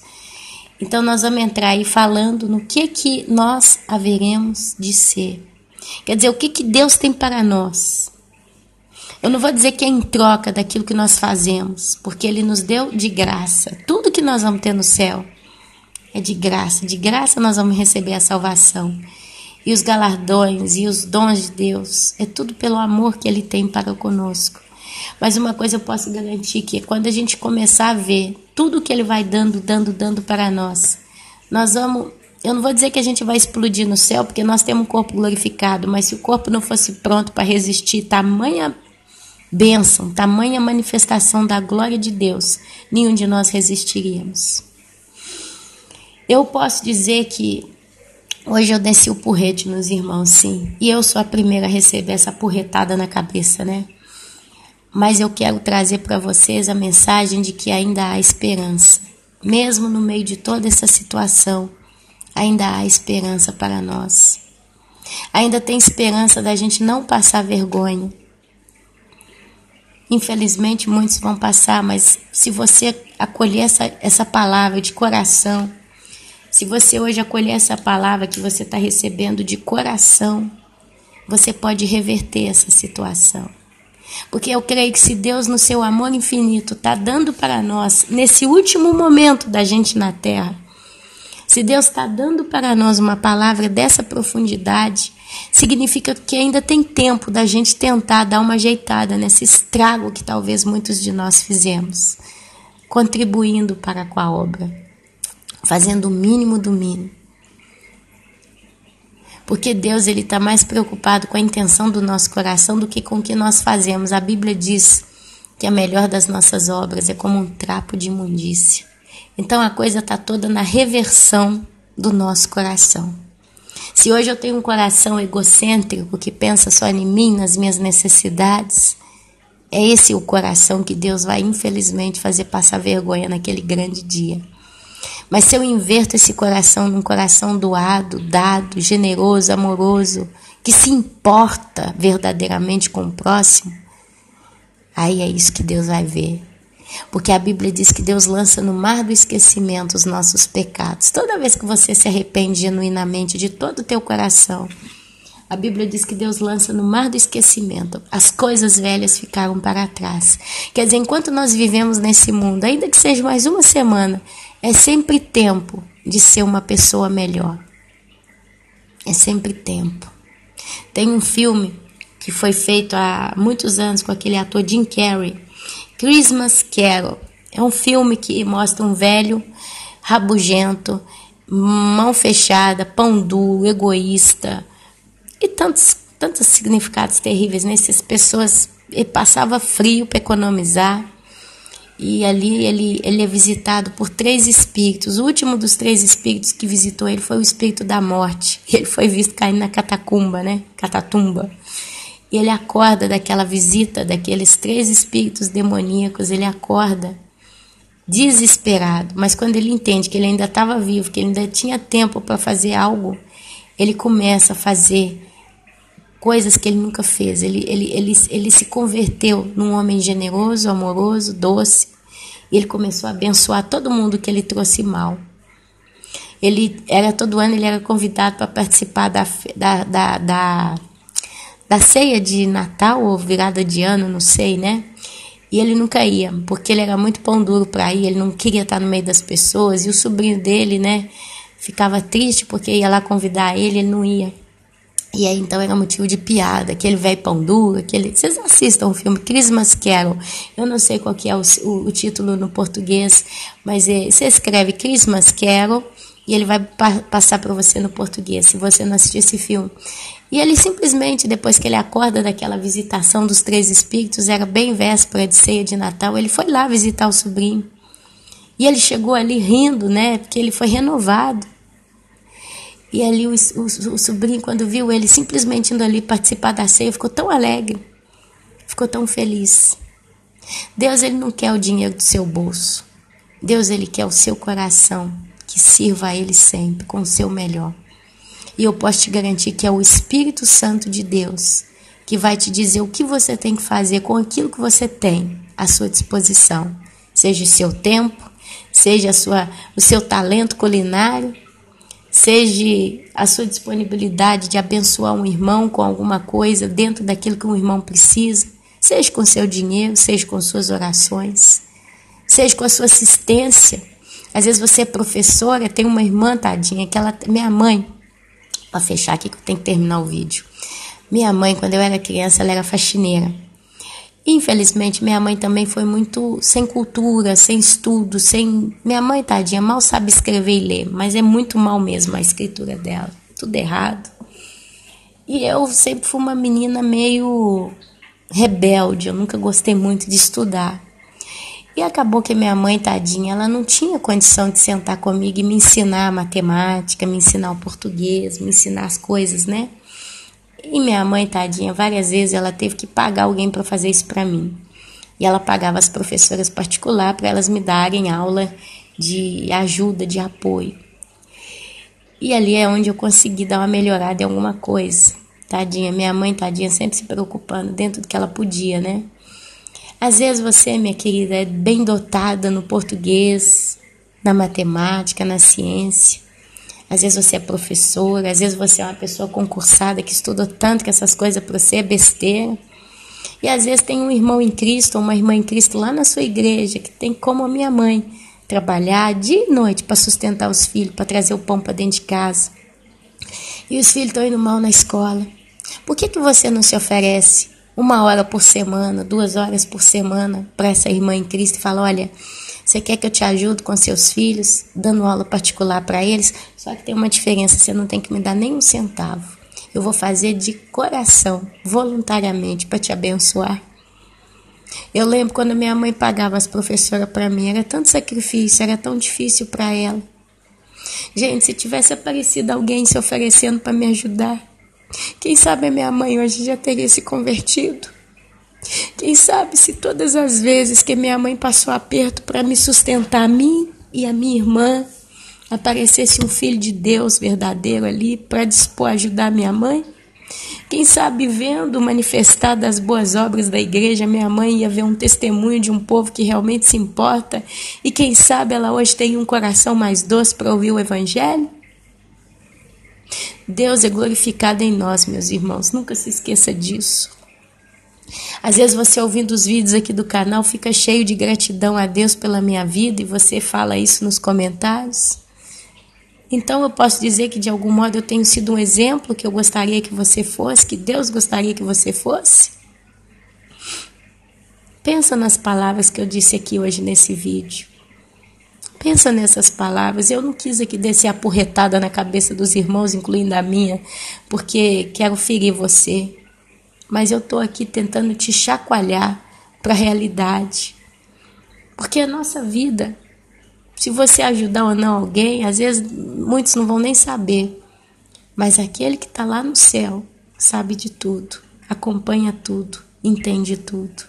E é Ele quem vai reconhecer e retribuir você um dia.